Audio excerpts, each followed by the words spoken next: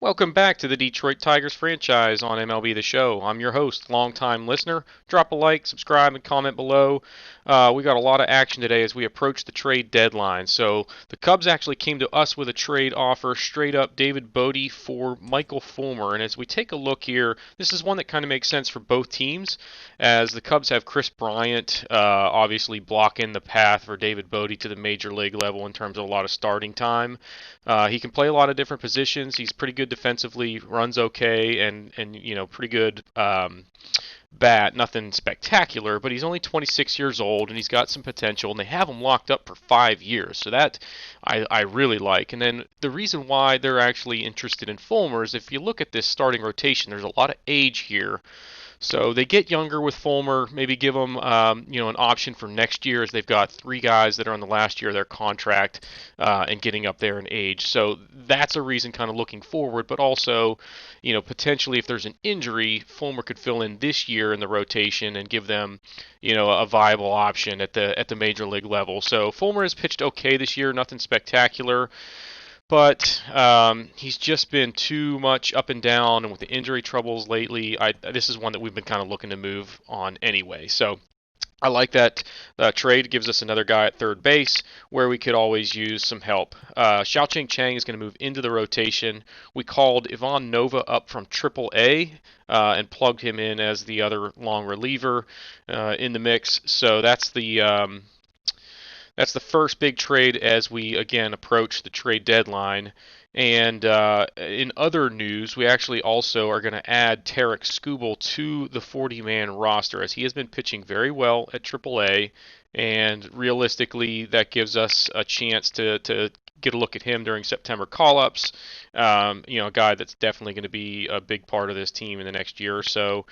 Casey Mize still not on the 40-man roster, but he is definitely close behind. Hasn't pitched all that well at AAA, but he's only 22 years old, so going to give him some chance to continue to progress and get better. So we're going to head out to Tropicana Field, where your 52 and 53 Tigers are going to take on the Rays.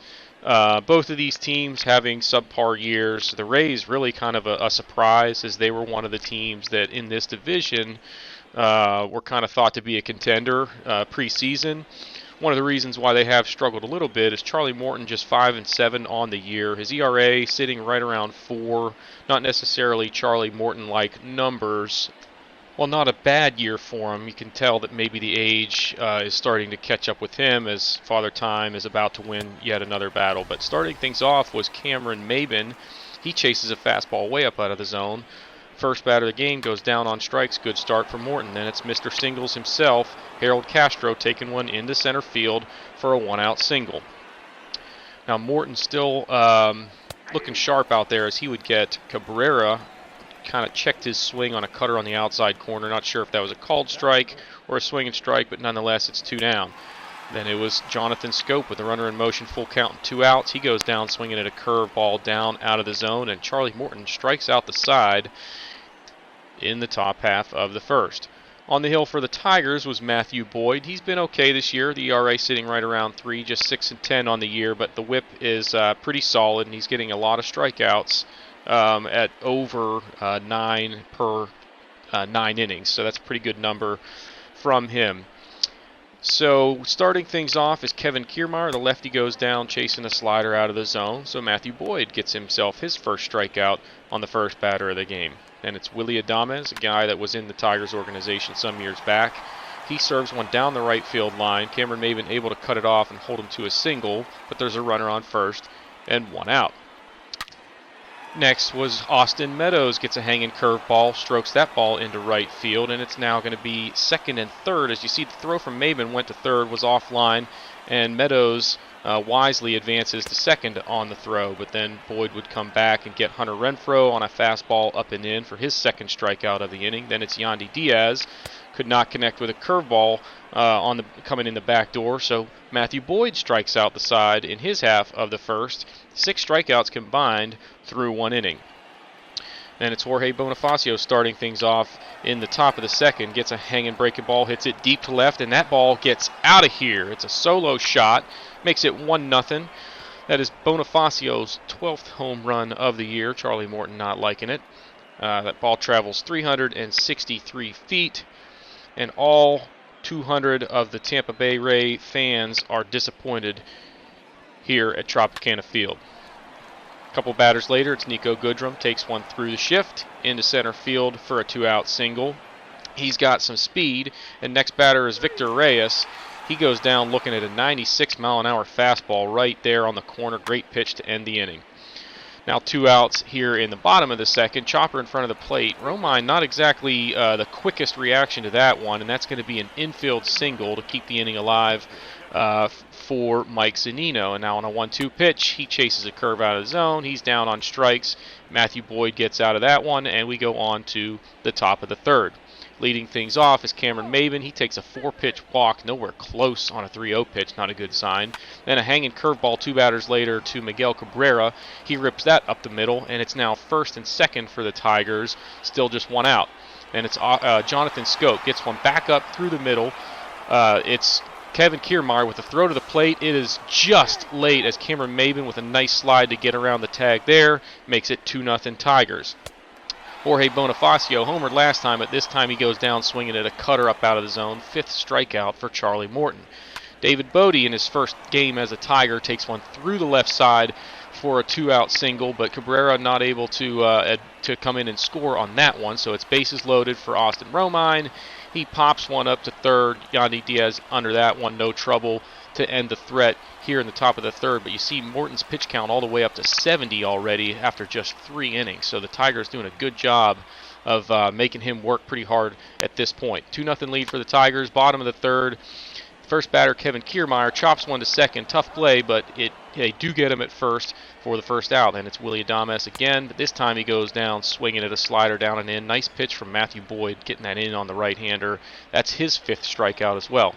And it's Austin Meadows with 2 outs. Hits the ball over to second. That gets through into right. Didn't really think Castro took the best angle on that one, but the inning stays alive for Hunter Renfroe. First pitch he sees is a fastball center cut, and he lifts this one deep to center. Reyes going to make a leap, but that one gets over the center field wall for a 2-run shot. That is Hunter Renfroe's 17th on the year. That ball goes 417 feet. As the Rays tie this ball game at 2. Matthew Boyd, not the best pitch there. On an 0-0 pitch, he just fires one down the middle, maybe just kind of trying to get ahead. And Hunter Renfroe sneaks that one over the center field wall. On to the fourth. First batter is Niko Goodrum. He draws a 4-pitch walk. And Charlie Morton in trouble again here in the 4th inning. Then it's Victor Reyes. Chops one to first. They go 3-6-3, and that's a double play.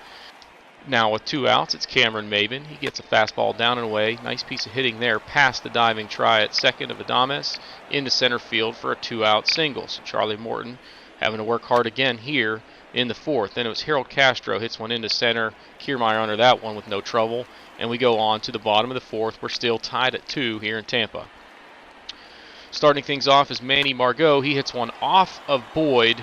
He runs well. Boyd able to get over there, but not going to have a play at first, so it's a leadoff infield single for Margot. Then Brandon Lowe hits one to right field. That's going to be a can of corn for Maben for the first out of the inning. Then it's Nate Lowe. He gets a fastball down and away, hits that one into left for a can of corn. And that would make it 2 down now. Still just a runner on first base. And it's Mike Zunino. He can't catch up with a fastball up and in, 93 miles an hour past him to end the inning. And we would go on to the top of the 5th, still tied at 2. First batter, Miguel Cabrera. He gets a 3-0 splitter from Charlie Morton. That misses. It's another 4-pitch walk to start the inning. Then it's Jonathan Scope. Hits one down the left field line. This ball going to be close. It looks like it hooks foul. They rule it a home run on the field, which would make it 4-2. But they're going to take another look at this one. You know, Yandy Diaz over there pleading his case, saying, come on, guys, that thing was definitely foul. You see there, Charlie Morton already at 92 pitches. So if this does remain a home run, that could spell, you know, the end of the ball game for him. They are going to go upstairs and look at this one at least to try and make sure they get it right. And if you look here, I still think that ball was foul. So probably going to overturn this one. And here's the call.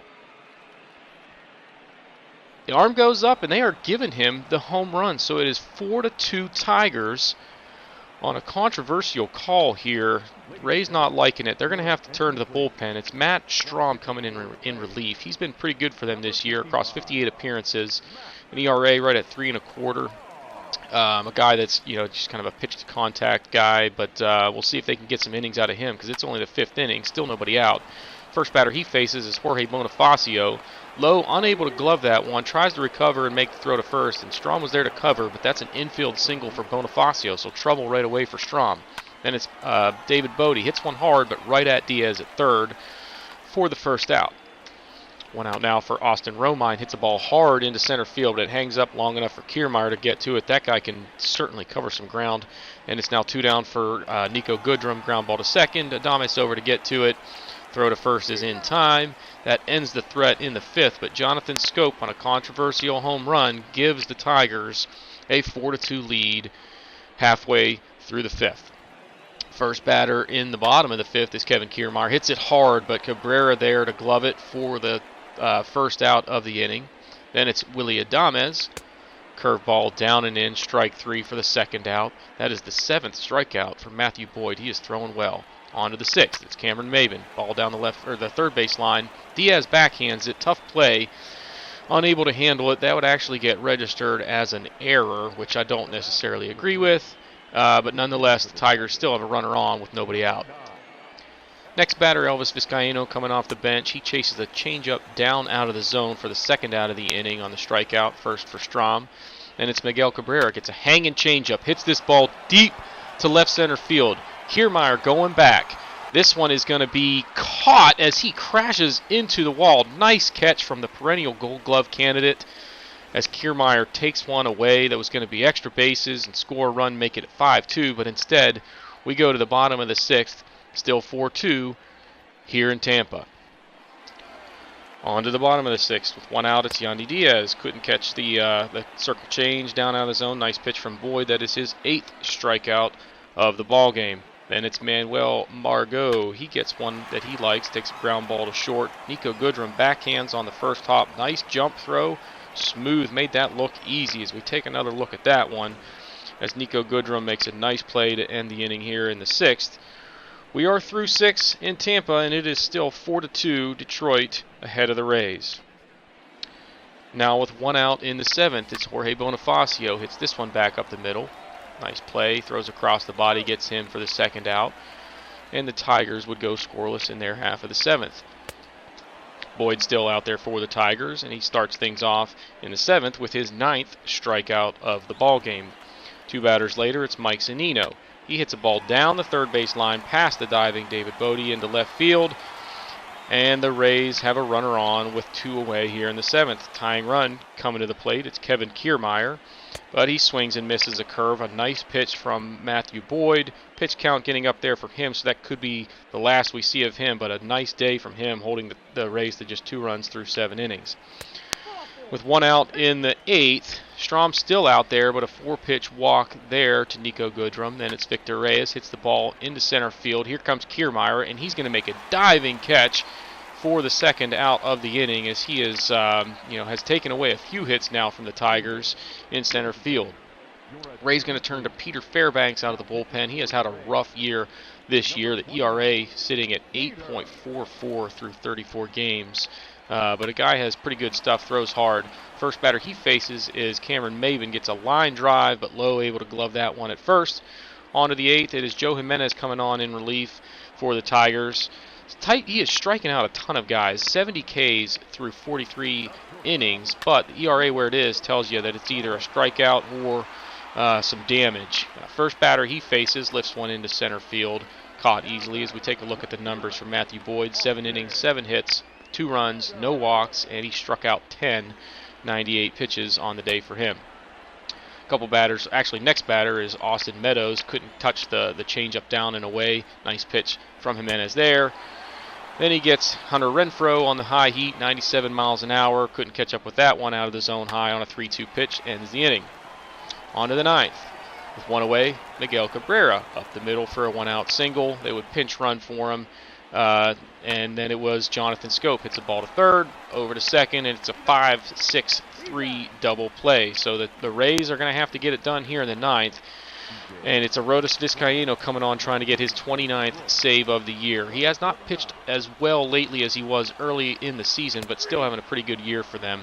And he starts things off with a nice slider down and away for a strikeout there. As you see the overall saves leaders in the league, as he is now third in the American League in that category. So Tigers winning a lot of close games, and he's been a part of it. Next batter is going to go as Manny Margot. He goes down on a fastball up out of the zone. Then it's Brandon Lowe. He takes a walk there, 4 pitches. So that puts the tying runner at the plate in the form of Nate Lowe. And if you get a look here, the numbers that he has put together on the year are very impressive. Hasn't been over a ton of action, so it's a small sample size, but this guy has been swinging a hot bat. And the Rays are going to get on their feet for the last try. First pitch right down the middle. He hits one to left, but that is not going to do it.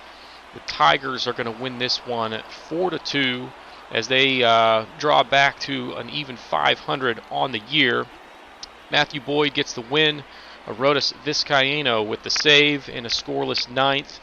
And we'll take a look at some of the statistics here. Player of the game honors go to Matthew Boyd. Charlie Morton, rough day, 4 innings, 8 hits, 3 walks, struck out 5, but 4 earned across 4 innings. Not what he wanted to see. And then Vizcaíno gets the save in the 1 inning of scoreless work with just 1 walk and 2 strikeouts. 10 hits total for the Tigers. They had 4 walks, 6 strikeouts as a team. Good day for Cabrera and Scope. Bonifacio also hit the solo shot early in this one. And the bullpen getting it done. The pitching staff in general getting it done for the Tigers. Final look at the line score here as the Tigers take this one 4-2 and again moving to 500 on the year. On to other news. Lots going on in terms of trades. We'll take a look at the Cardinals. They have Colton Wong on the DL. He tore his ACL, so he's going to miss the rest of the season, which is important because they don't have any other real depth at that position. So they're looking for a second baseman, and we've got Jonathan Scope. And if you look at the standings, they're just 3 games back in the National League wild card, so definitely in the mix there. And even in the Central, they're only 5 back of the Cardinals, and with 50-plus games to go, they still have a shot. They've got 2 good closing pitchers and a young one in Jordan Hicks, who has pitched very well for them this year, but given that they have got some depth there, I thought we would make them an offer for Jordan Hicks, 22-year-old right-hander. Dude throws gas, doesn't strike out a lot of guys because he's got that sinker as his primary pitch, so he keeps the ball in the ballpark, and he does not give up a lot of hits. So this is a guy that I think has a ton of upside as a closer / reliever, and we're going to make them an offer. He has pitched very well for the Cardinals in limited action over the last few years, but as young as he is, there's a ton of value in a guy like that. And again, they really need help at second base, so I think offering them Jonathan Scope as a rental for this year to hopefully make a playoff push is one that makes sense, and they take that offer. So really excited about that move. Again, you look at what we get with Jordan Hicks. He's got 4 years of team control, so huge value and a nice move for the Tigers right there. We would plug him in as the setup man as opposed to the closer. We're going to leave Vizcaíno in that role for now. Joe Jimenez moves to middle relief, and we actually sent down Ronny Garcia, who was really struggling on the year. Milestone watch as we look at Miguel Cabrera's career statistics now. He needs 51 more hits to get to 3,000. He needs 23 runs to get to 1,500, and he needs 10 dingers to get to 500 for his career. So we'll keep an eye on that. In other news, of course, as soon as we trade a second baseman, we lose another one to injury as Elvis Vizcaíno down with a torn calf muscle. He's probably going to miss perhaps the rest of the year at this point. We would call up Tim Beckham to plug in as a depth option at the major league level. We're at the end of July, so we're going to take a look at the standings across the league. In the American League East, it's the Yankees, 7.5 games ahead. They're playing very good baseball. The Red Sox still in the hunt for a wild card, obviously. The Rays disappointing at just 52 and 57 on the year. In the Central, it's the Indians out front by 4.5 over the Twins. White Sox hanging in there at 60 and 50. Their offense continues to put up a ton of runs, but their pitching has let them down. Angels are the surprise of the American League, in my opinion, at 69 and 42. They are playing very good baseball, winners of 9 of their last 10, 7 games ahead of the Astros. who are actually sitting in the second position for the wild card in the American League, with the Red Sox right behind them. White Sox still in it. The A's are 4.5 back. The Tigers 6 back in the wild card. We're fading for sure. In the National League East, it's the Mets out front by a game over the Nationals, with the Braves at 4.5 back, the Phillies at 7 back. So a tight race there, really top to bottom, minus the Marlins, as you would have expected in the East. In the Central, it's the Cubs, 6-game lead over the Cardinals, and the Brewers are 12.5 back at 52 and 57. A little bit disappointing for them this year, and then the Reds and Pirates rounding out that division. In the West, the Dodgers just dominating as they always seem to do in this game. It is 78 and 33 at this point in the year. The Rockies playing really good baseball, but well back in that race. They are first in the wild card race, though, so that's good for them. The Nationals right there in the second spot. The Cardinals 3.5 back, along with the Braves, and then it gets deeper in terms of the gap with the Padres and Phillies 6 back. Looking at some league leaders, Domingo Santana at 325, leading the American League in the batting title race. Alvarez has 36 home runs. That's pretty good for this point in the year, with Eloy Jimenez at 32 behind him in second place. I mentioned that because he's also first in the RBI category. And if we look back at the batting averages, he's third in that race. So he's in the hunt for a triple crown. Going to have to put together, obviously, a strong last couple of months, but something to keep an eye on there. Jonathan Villar is first in the league with 33 stolen bases. Take a look at the OPS numbers. Eloy Jimenez, the only one over 1,000 there. No surprise that he's on top the way he's putting together a season. So, pitching-wise, Luis Severino, 15 wins, setting the pace in the American League. Hansel Robles with 37 saves, way out in front there. You see Vizcaíno sitting tied for second with 30. Chris Sale has 174 strikeouts to this point, tops in the junior circuit. Let's see. On this list, Matthew Boyd sitting at 8th with 156 strikeouts, so impressive numbers for him so far. Greinke has pitched 6 complete games, but Hyunjin Ryu with 161 and a third leading the charge there. Matthew Boyd 4th in innings pitched in the league, so like the depth that they're getting out of him, or the length, I should say. Shane Bieber, the pitching war, remember he pitched a gem against us on opening day and has put together a pretty strong season so far for the Indians. Also noteworthy on this list is the fact that Jordan Balazovic is 10th as a rookie. He's putting together a very strong season for the Tigers, 10-3 on the year. Batting war, Andrelton Simmons tops on that list. He's having a heck of a year, not necessarily a guy typically known for his bat, but he has nudged out Mike Trout for the best war in the league. Trout always at the top of that list, it seems like. In the National League, Christian Yelich, look at these numbers, hitting 349, setting the pace for the batting title race. He's got 30 home runs, tied for the league lead, and he's also just 2 RBIs behind Ronald Acuna Jr. For RBIs. So another triple count watch in the National League. He's also tops in the league in runs with 76. Trey Turner, 33 stolen bases. No surprise there. And then you look at the OPS. Yelich, that is just astronomical, that number. So unbelievable season that he's putting together so far for the Brewers. 14 wins is tops in the National League to this point, with Scherzer right there at 13. Obviously, a guy that's always near the top of that list, it seems like. 42 saves for Scott Oberg for the Rockies. That number is incredible as you look at the numbers that he's put together for them. Really good season, and probably a good reason why they are sitting in position for a wild card at the moment. There's Scherzer again at the tops of the strikeout list. No shocker there. Clayton Kershaw, 164 innings, 10 more than anybody else in the National League.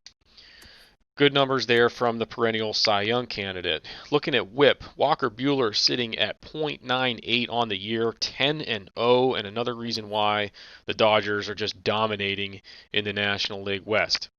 Pitching war, it's Carlos Martinez, Kyle Hendricks, and Jacob deGrom all at a 4.0, tied for the league lead there. Batting, it is Mookie Betts, the now Dodger, in a trade that might come back to haunt the Red Sox down the road. In my opinion, letting him go, maybe a mistake. Not necessarily Babe Ruth-esque, but one that I think they regret, kind of letting him slip out of their grasp. So, looking at the Tigers' numbers, Miguel Cabrera still best offensive numbers for this team this year. David Bodie, limited action that we've seen from him so far, but he's having a good year. There's Vizcaíno now on the DL. Cameron Maybin having a very strong year, the 32-year-old. Kind of disappointed, honestly, that we couldn't move him at the deadline, but we really need him for depth at the major league level. Bonifacio doing okay. Jake Rogers has started to turn it on as catcher. Nico Goodrum still about where we would expect him for the year. The average kind of slipping, but he's not a guy necessarily known for that. Harold Castro, Mr. Singles, just doesn't do anything other than hit base hits. He's not walking a lot, not hitting the gaps for extra bases. So, but we'll take it. He's young and he's a platooner guy that can play a lot of different positions. Sheldon Newese's never really put the season together that he was looking for. CJ Cron has been awful. Austin Romine starting to do a little bit better, but still a little bit below where we would like to see him. Walker has really fallen off later in this season, and then Victor Reyes has just been awful since April.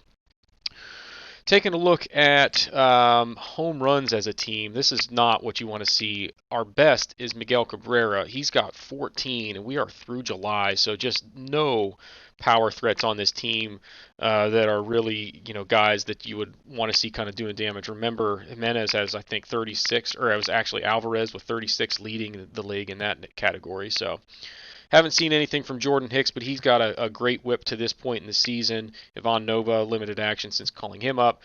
Jimenez a good whip, but again, he's a guy that's either striking guys out or having damage done against him. We saw Belazovic's numbers earlier. Gregory Soto's doing pretty well for us. Meza started to pick it up again. Vizcaíno has actually started to slip, but 30 saves, nothing to sneeze at. Matthew Boyd's numbers have been right around this mark all year long, it seems like, so he's been pretty consistent for us. Alex Wilson still having a good year, although he was off to a just absolutely tremendous start earlier in the season, has started to slip a little bit. Norris has doing pretty well. Chang and Turnbull have really struggled, and Garcia has been waived. Guys, that's going to do it for this episode. Thanks for watching. Drop a like, subscribe, and comment below, and we will see you all next time.